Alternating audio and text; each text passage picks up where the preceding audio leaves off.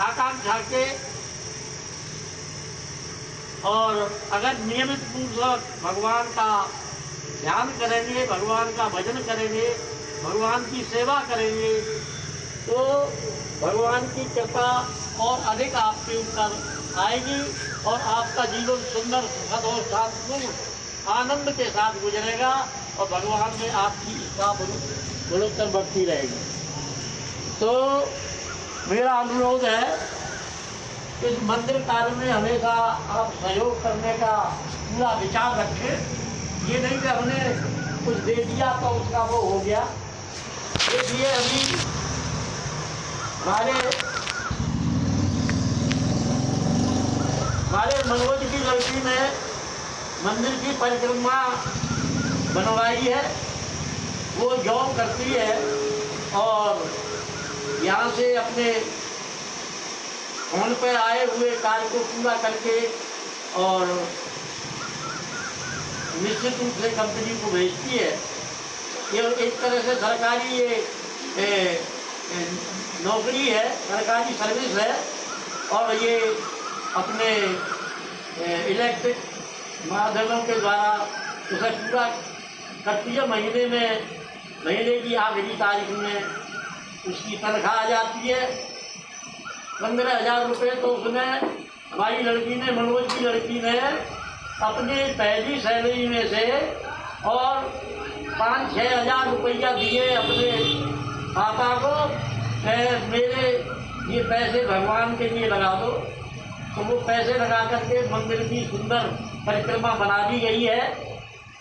और ये जो है, ये लड़की हमारी जो है BSc AE RBS कॉलेज से जो है इसने डिवीजन से अपना डिग्री प्राप्त की है इसी वर्ष।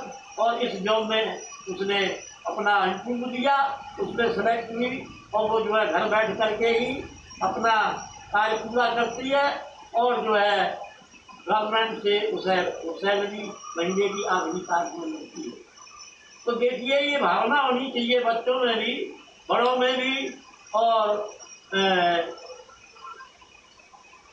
जो पूजा करने के हमारे भक्त हैं, भक्तानी हैं, लड़कियां हैं, सबको भगवान में रुचि लेनी चाहिए, भगवान का भजन करना चाहिए, भगवान की पूजा करनी चाहिए।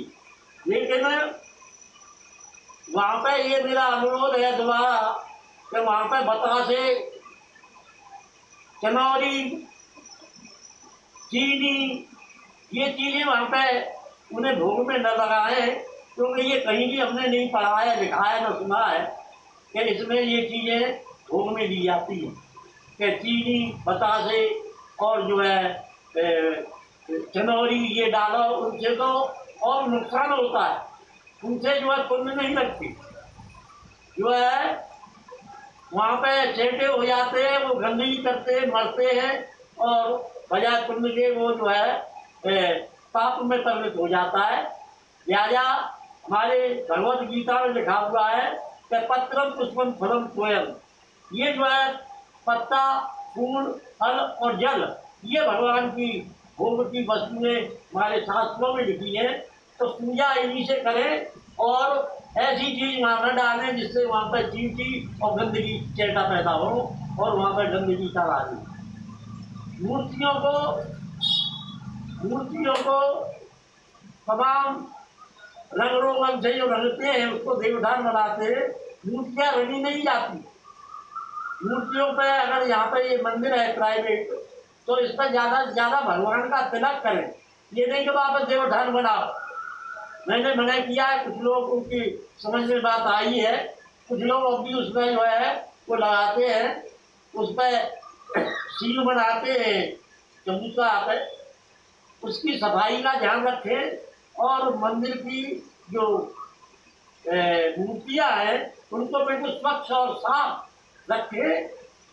उनको रंगने का प्रयास मत करें, क्योंकि रंगने का कोई औचित्य नहीं होता है, कहीं भी किसी भी शास्त्र में नहीं लिखा होता है। अब मेरा यही निवेदन है कि उनको गंदी मत करें। दूसरी बात और बताऊं कि देखिए गोवर्धन की परिक्रमा होती है 14 कोस की, 7 कोस की, वो मंदिर की परिक्रमा होती है, नंगे पैरों परिक्रमा करते हैं भक्त लोग। 84 कोस की मथुरा वृंदावन और वहां होकर के जो परिक्रमा होती है उसे नंगे पैर से भक्त लोग करते हैं। यहाँ पे अपने अपने मंदिर में कुछ जो है भक्त भक्तानी चप्पल पहनकर ही मंदिर की सीढ़ी तरफ पहुंच जाते हैं। ये नहीं कही ये जगह बनी हुई है परिक्रमा मार्ग, इससे पीछे ही जूता चप्पल उतार कर कुछ तो वहीं पर बिल्कुल छाती पर किनार के पास पहुंच के उतार। तो ये गलत परंपरा आदि बदलान है। मंदिर की मर्यादा रखे, भगवान की मर्यादा रखे और भगवान का पूजन और चिंतन मनन ध्यान प्रतिदिन करे, नियमित करे। ये मैं आश्वासन देता हूँ कि उनकी कृपा आपके ऊपर बराबर बनी रहेगी और इसका अध्ययन अगर करोगे तो कृपा नहीं मिल सकती और उनकी बगैर कृपा के इंसान का जीवन शानदार सुंदर श्रेष्ठ नहीं हो सकता। तो भक्तों और भक्तादियों सभी से निवेदन है कि इस लड़की की प्रेरणा जैसे कि भगवान के प्रति जागृत हुई और अपने सैलरी में से उसने पैसे दिए कि ये पैसे मेरे भगवान के परिक्रमा में लगाओ, वो पैसे लग गए भक्तों और परिक्रमा सुंदर हो गई। ये मंदिर बहुत सुंदर बनेगा ये मैं बता रहा हूँ और ये कार्य जो बराबर बना रहेगा यहाँ। लेकिन हर एक आदमी को जो ईमानदारी के साथ भगवान का भक्त है उसे भगवान की भक्त के लिए सेवा करनी होगी। सेवा जो है तन से, मन से, धन से जैसा भी संभव है वो जो है निश्चित रूप से करें। अगर आप सच्ची सेवा करेंगे तो सच्ची कृपा के आप पात्र होंगे और आपका जीवन आनंद पूर्ण होगा। देखिए बच्चों, हमने जो है मैंने खुद 40 वर्ष तक सरकारी सेवा की है।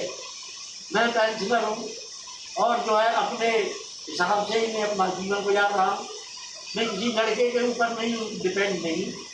तो ये मेरा खुद हालात भली जानते हैं और नहीं जानते हैं तो मैं बता दूं कि मैं तो पैदा होने के 2-3 साल बाद ही बिना माँ बाप का था। मेरी माँ भी नहीं थी, बाप भी नहीं था, मेरा परिवार ही मेरा माँ बाप था। मेरे परिवारी जनों ने ही मेरा जिस तरह से पालन पोषण किया वो ईश्वर को मंजूर था, वो पूरा हो गया। और आज शाम के टाइम भगवान के चरणों में बैठ करके मैं आपको बता रहा हूँ कि आज मुझे संपूर्ण सुख है। मुझे किसी तरह की कोई व्यथा नहीं है और ये सब भगवान की कृपा है। मैंने नौकरी के दिनों में जितने आज लोग अत्याचार और पाप और गलत कर्म करते हैं मैंने भी किए। मैंने भी बहुत बड़े काम किए और बहुत खतरनाक तरीके से मेरी नौकरी रही। इसलिए मैं 18-20 दिनों में मुझे दौड़ना पड़ा। आखिर में जब मेरे दिमाग में लोगों ने भरा कि साहब आप जो है रिटायर होंगे, घर जाएंगे, गांव जाएंगे, कैसे आप अपना जीवन वहाँ पे कायम कर पाएंगे, तो मुझे ध्यान आया ये सब। और जब मैं सहारनपुर से आगरा आया तो मैं 2 वर्ष पहले ही रिटायरमेंट मैंने लिया था नौकरी से। मैंने 60 वर्ष नहीं थी, मैंने 58 वर्ष पे ही रिटायरमेंट लिया था।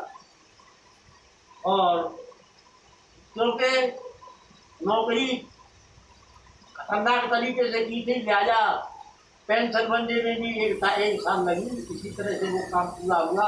आज मुझे कोई परेशानी नहीं है, वो सब भगवान की कृपा से हुआ। और जब मैंने ये सब सोचा कि वास्तव में गांव में रह कर के कैसे एडजस्ट करेंगे हम समाज में, तो हमने जो है मांस खाना, दारू पीना, सिगरेट पीना और जितने बुरे कर्म थे सारे सब छूट दिए।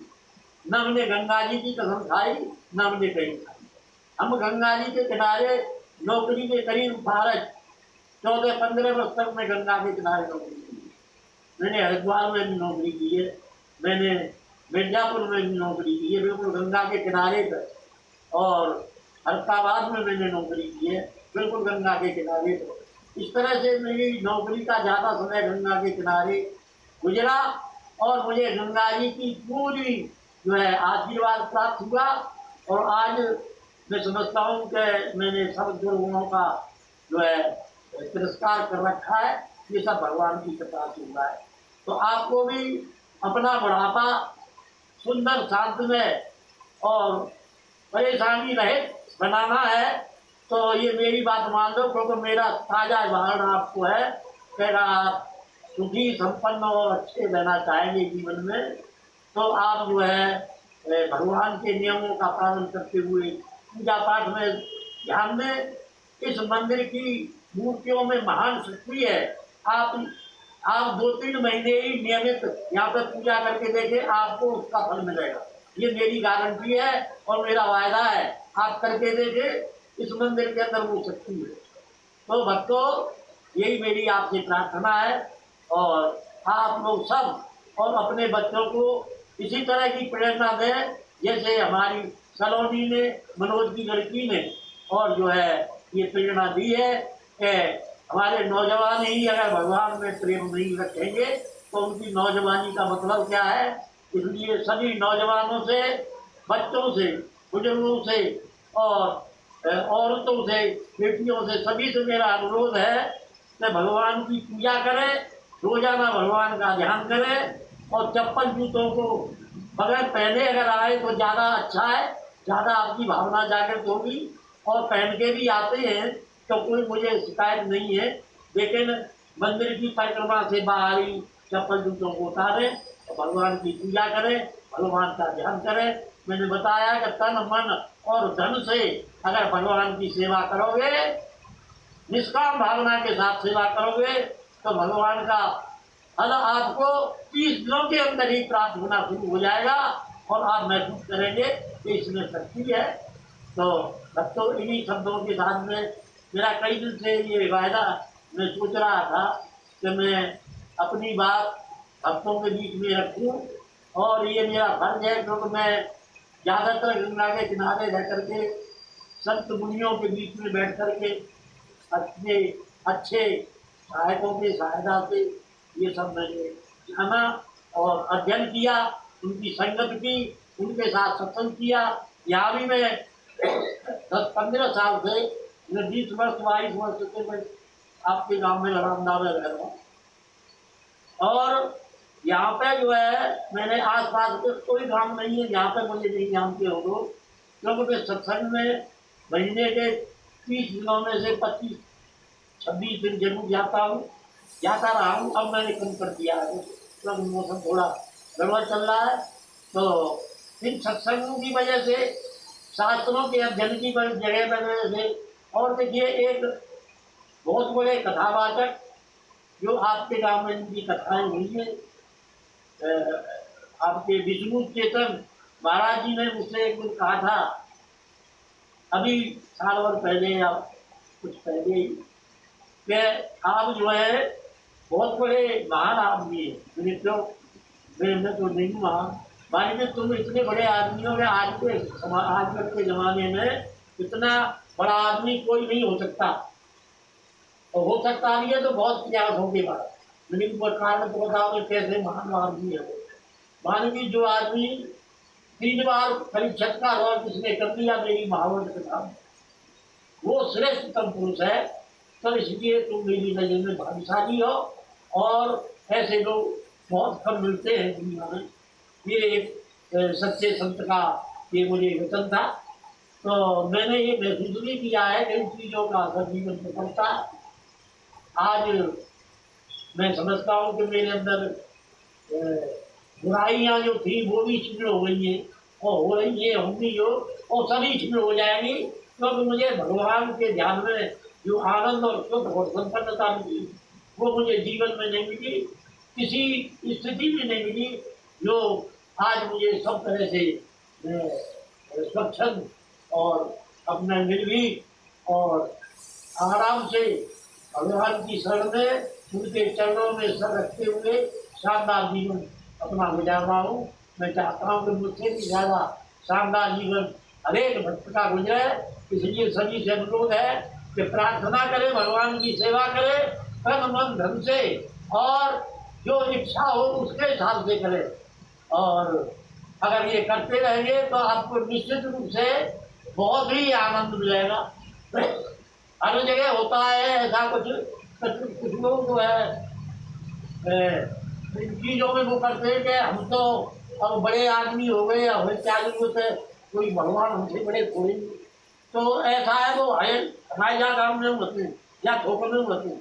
वैसे तो हमारे अब 5-6 महीने से आप देख रहे हैं कि इतना सुंदर वातावरण गुजर रहा है कि कई तो कथा हो गई गाँव में ठोकर, कई कथाएं आसपास में हो गई, कई जगह अखंड रामायण हो गई, कल भी खत्म हो गई। और हमारे मंदिर प्रांगण में भागवत कथा का भगवान कितना सुंदर, भगवान के चरणों में भगवान को सुनिए, भगवान को सुनाइए कथा, तो हमारे ग्राम वालों के से कितने खुश होंगे भगवान के कथा ला करके हमारे हमारे प्रांगण में भी कुछ सुनवाई।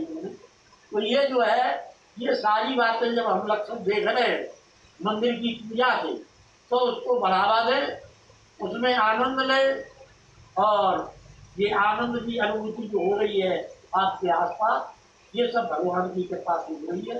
आप भगवान को मानते हैं, आपका भगवान में विश्वास है, आस्था है, और इसी आस्था और विश्वास के साथ जरूर भगवान की सेवा करो।